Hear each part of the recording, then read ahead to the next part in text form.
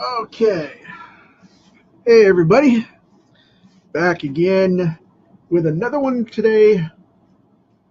Got Scarecrow, one of my absolute favorite all time Batman villains. Really, really dig this dude. He's one of the creepiest and one of the scariest for sure. He absolutely lives up to his name.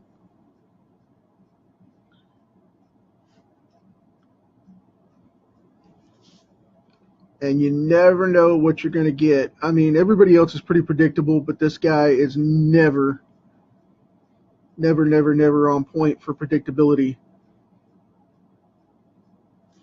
It's always interesting to see what's going to happen with him.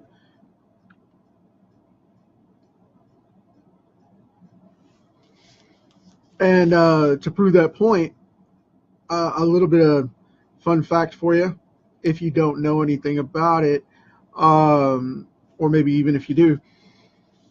I did a little research before I came on, and the DC database says that Scarecrow is one of the characters that is the highest in attempts to kill Robin, failed attempts to kill Robin, right underneath the Joker. And they on their wiki database, which you have to take with a grain of salt,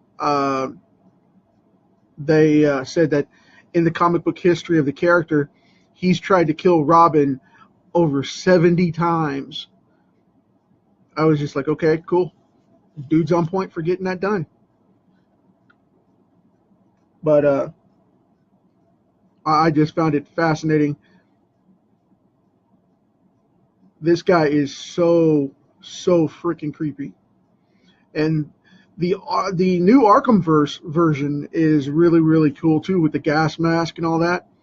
But I decided to go with the classic version because that's just my thing. This is the incarnation that I know, so I tried to go with that instead. I'm trying to decide if I'm going to skip around a little bit or not, or if I'm just going to go ahead and flesh out this hat and run with it.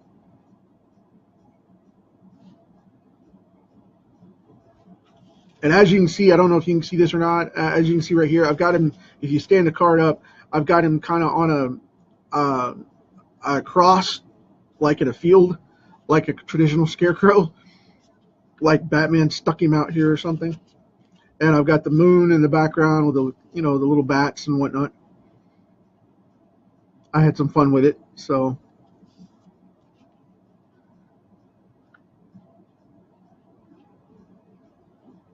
I'll put some straw or something like that sticking out of there.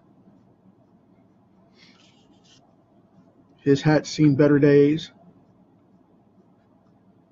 But with a scarecrow, you always put on, the old worn out stuff you find in a trunk somewhere kind of thing.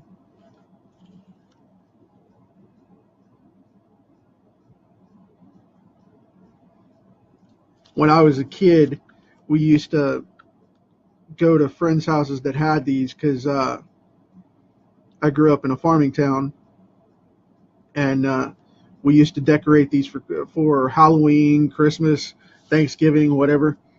I used to love the ones that at Halloween they used to scare the crap out of everybody.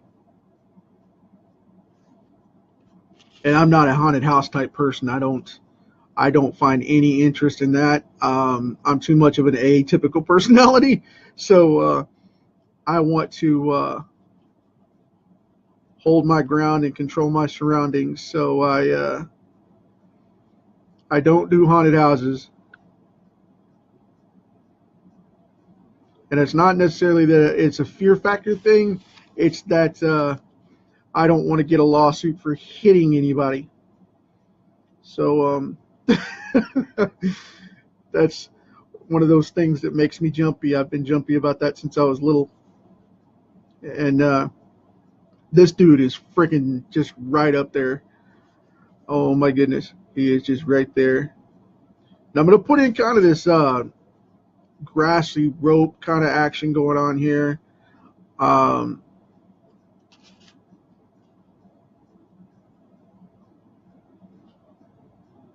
Just kind of braiding this up just a little. I don't want to go too far with it because I don't want it to look braided, and I don't want it to look, like Spider-Man's webbing or anything crazy like that. Just got a little braided rope.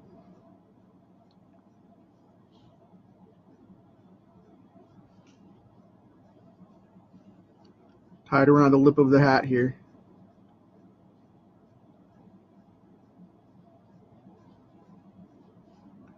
Drop in a couple of shadows here and there to make that pop up. Go ahead and sketch that in.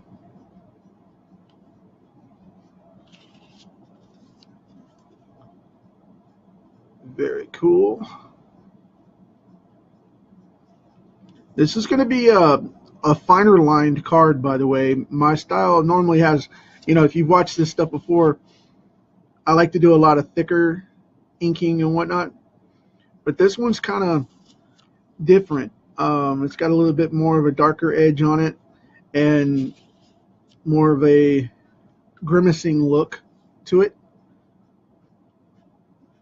And I'm trying to go a little finer and cleaner with it because of the sharp edges and whatnot, and this character really popping off in a gruesome and violent looking way. So it requires a little bit more finesse.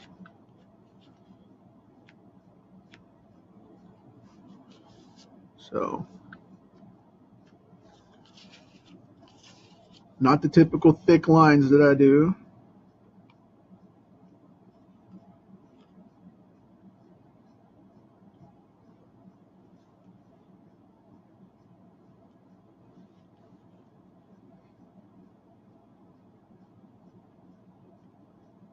Put that right down behind that knuckle right there.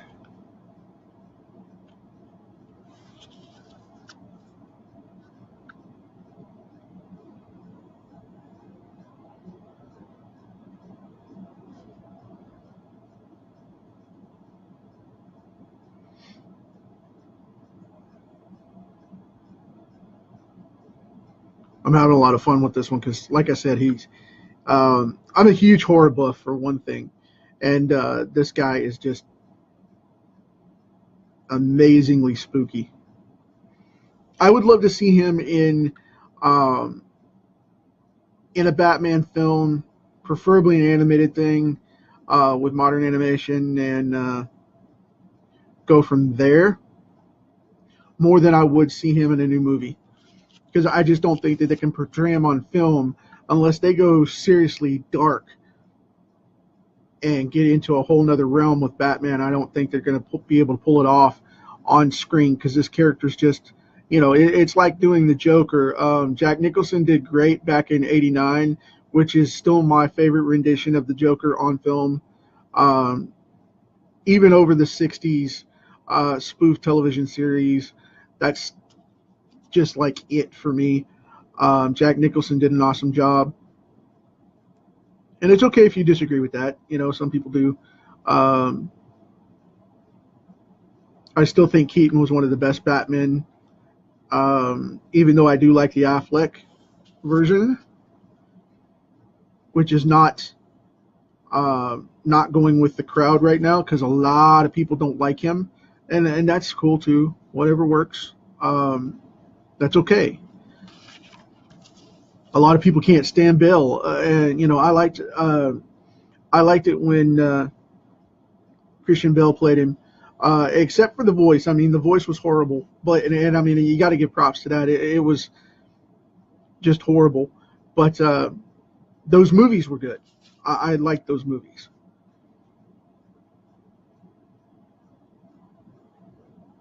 But as far as this character goes, you'll see I went a little three-dimensional edge on this one because of the fact that I put everything back through here. Just try to pop it off a little more and give it a harder edge. And bring this out. And I tied the knots on top. Normally they don't show the knots, but I like the idea of it being tied off because sometimes it goes weird, and People won't put in those details, and I just really like the idea of it being tied off, handmade, because he's a whack job. So he made this kind of stuff, and he doesn't have the money that Bruce Wayne does to go off and be Batman, so he's not going to have, it's going to be handmade. So it's not going to have that quality um, of a bat suit, and he's not a seamstress by any means, so I can guarantee you it's not going to be top notch when you get off in there and look at it. And that's part of what makes it so daggum scary, is the fact that it isn't as pristine and logically sound to look at it and say, okay, your mind can assess this and say this is something that is actually there. Of course, with a Scarecrow, you're not going to be, looking for that every day anyway. So it's still going to spook you. I don't care. Even if you're a Navy SEAL, it's going to grab your attention.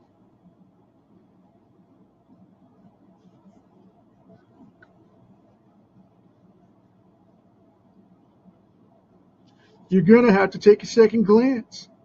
Look at me. I put on the crazy eyes here so you guys can see what's going on here with it. I really like the idea of that, because this dude, like I said, he just, he dopes himself up whenever he comes across. And it was like Bane with the Venom. Crane used to dope himself up in the original comics. And at one point back in I believe it was in the 50s or maybe early 60s, he was addicted to opiates for a while. And I found that fascinating, that he was actually a drug user, like hardcore. And he called it self-medicating. And that floored me. I was like, man, that's funny. That is funny.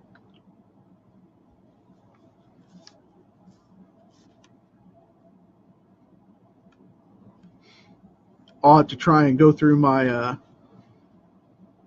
my older 40s and 50s collections and see if I can find out what issue that was in, because that was totally just out of the ballpark.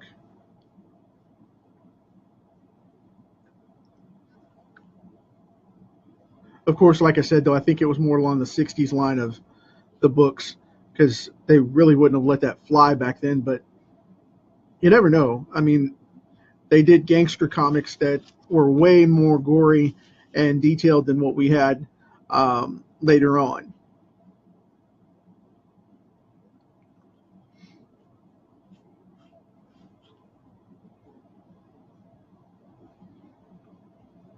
I'm going to make these fingers super creepy, super gangly.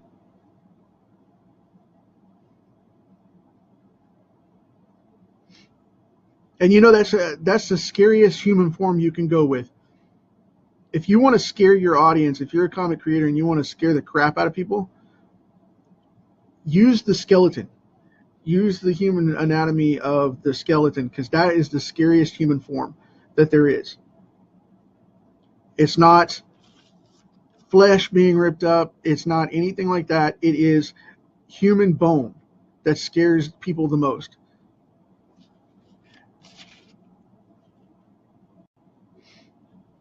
There was a study done back in 2011, I think it was, on horror films, and it was out of Yale, I believe, and the psychology department there was doing a study on why people are so fascinated with horror movies. And they said that the scariest thing out of a human form is, in fact, moving bones. They don't care about the flesh. They don't care about the creep. They care about that right there. They care about the look of human bones, because that means, like, you are beyond dead. There is no chance of you coming back. There is no infection going on. You are gone at that point. And if it's back, then there's something definitely amiss and awry, as it were.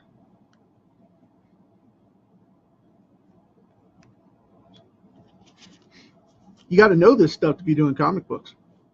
So, you know, especially if you're going to get into like horror comics or any of this creepy stuff. So, think about that one. And doing the bottom of the hand here. I'm going to black out the undercarriage of this hand here because of the fact that I want it to show that depth. So what I'm going to do is I'm going to draw it in like this. I'm going to come up here and I'm going to put in the light on that thumb. And then I'm going to go down in here.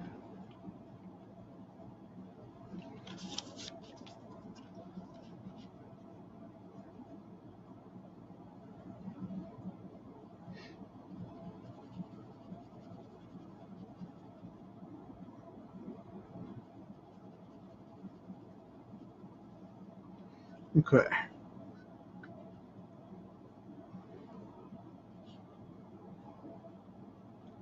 Oh, bear with me just a second.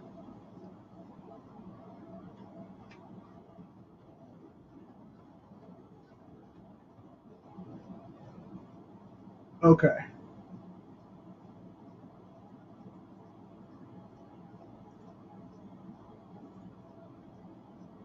Go back to the comments over here.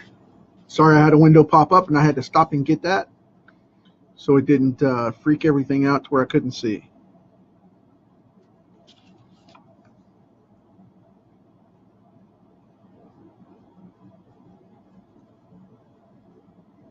Very cool. Yep.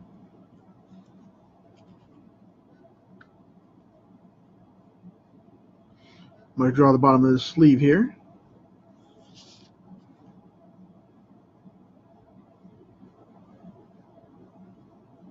So we can edge everything out there.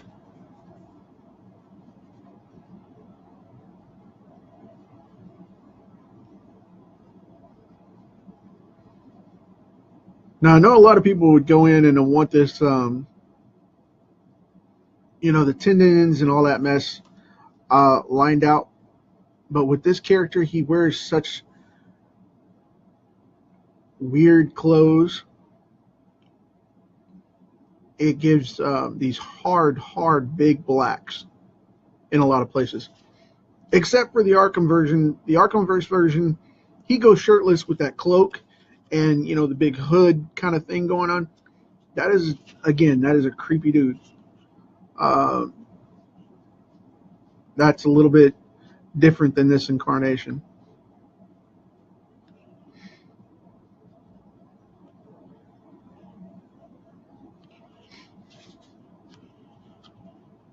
And they've got this kind of straw thing going on here, like he stuffs the suit.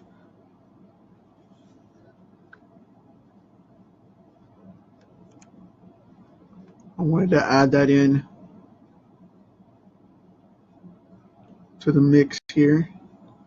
And just to shake things up just a little bit, I'm going to add this kind of wheatgrass kind of thing going on.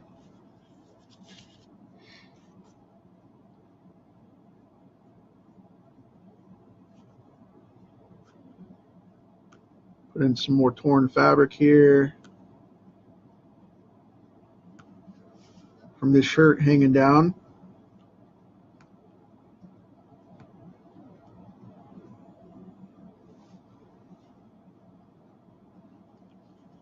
There's that sleeve. Now I'm going to put the board back here, right in this edge before I go any further on the chest there. I'm going to put in this board right here. Make it look like some wood's going on back there for that. For where the Scarecrow's hanging on the cross. Make it look like some lumber's back there.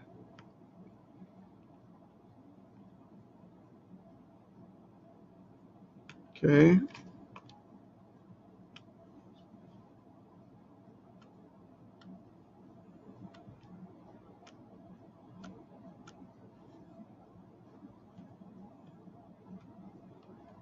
Thicken up that bottom piece right there. And now I'm going to go back over here and finish this up. See, this is a shoulder right back here. I was going to put in some more stuff back here, but what I'm going to do is I'm going to put in some more of the hood instead. I was going to put some wood back there for the rest of the neck piece and whatnot, you know, the post that goes up. But what I'm going to do is I'm going to cut in and put the rest of the hood right here.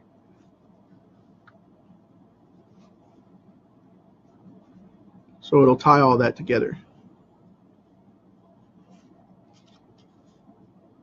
And then got a little really rough seam work here.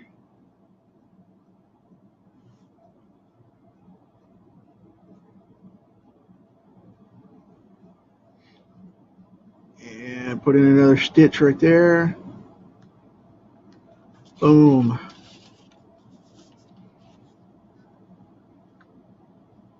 You may hear me cracking on candy. I've got some hard candy going, so my throat doesn't cause me any issues, because I had a bad allergy spell earlier. And gonna put in the little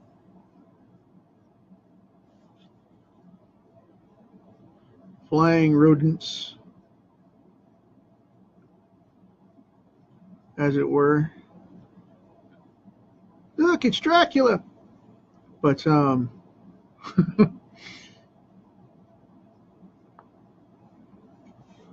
there we go. Got that going on.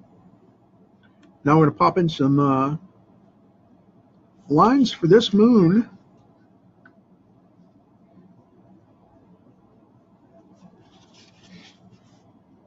And this is going to be the classic DC style Spook of the Night Moon.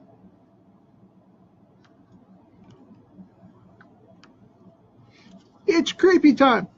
Let's see here. I'm going to put in, I'm not going to give him eyebrows because of the way he's sitting inside this mask. It goes over the top of his eyes where it's cut. I'm just going to refine that a little more to make him look a little worse, or better in this case,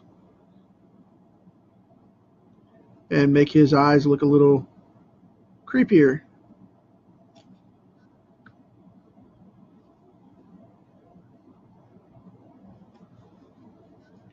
Like he's in shock.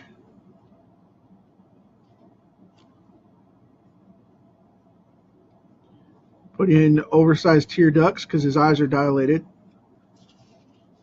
And they're like standing out on stems. So cut in a little drop shadow right here.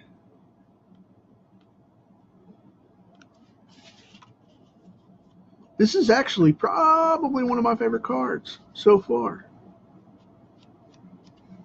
Right next to the Juggernaut, this is probably one of my favorite ones to date. I really like this one.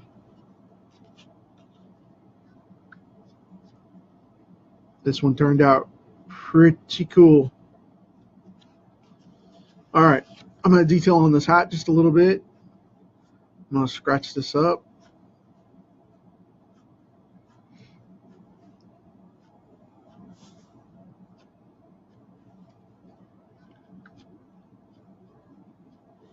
Make it look Scarecrow worse for wear.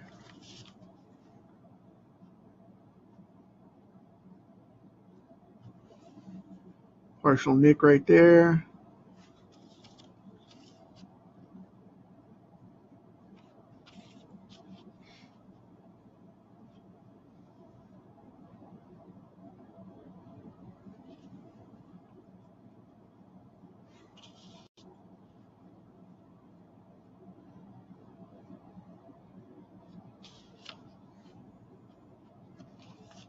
I don't normally render stuff this harsh, but in this particular case, it requires it. So that's what you're going to get.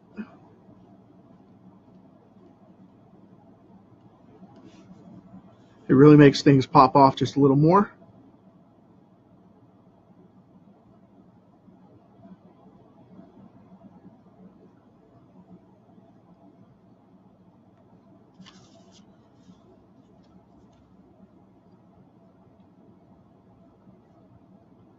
Yeah, that would have killed the whole illusion if I didn't shade that in, wouldn't it?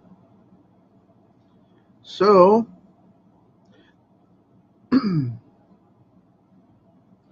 this one is a cool one here. I am, like I said, just really digging this one. Oh, yeah. Awesome. Okay, now I'm going to put in this spooky ridge right here.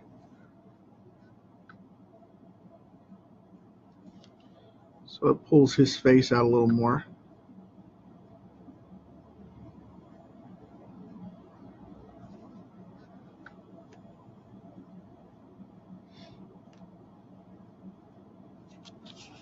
Okay. I think we've about got this one. I won't black out the sky. I'll leave it open so I can color it with some nice blues and purples.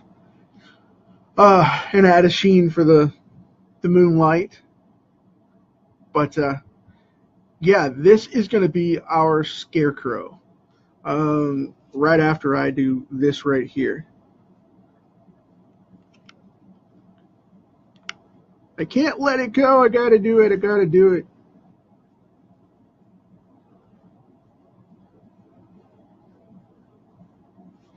All right.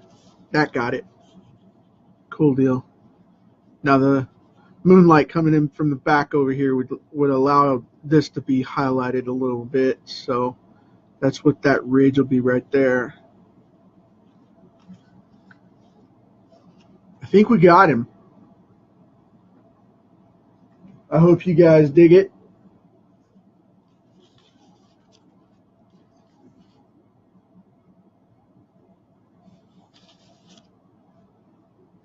Let me try to get back over to the comments here. Okay. Hey, Jim. I told you in that pop-up I couldn't see everybody from the window. But glad you made it on, man. Thanks for checking it out.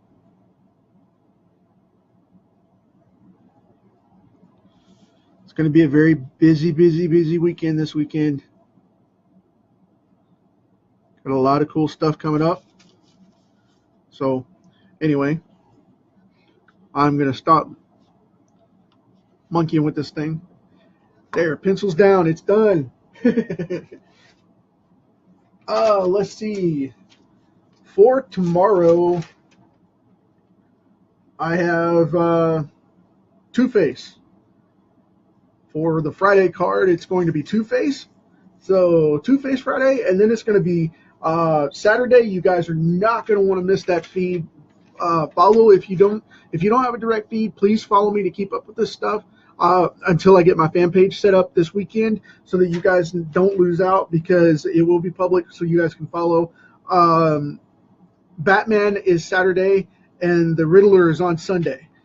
And if you guys, I know everybody's been waiting on me to do a Batman card, which I've been holding off on. But I tell you, now this weekend, I've decided I'm going to do that. So hang tight for that one. Now, that's it for me. Thanks for hanging out with me. Another one down. I appreciate it so much. I'll talk to you tomorrow.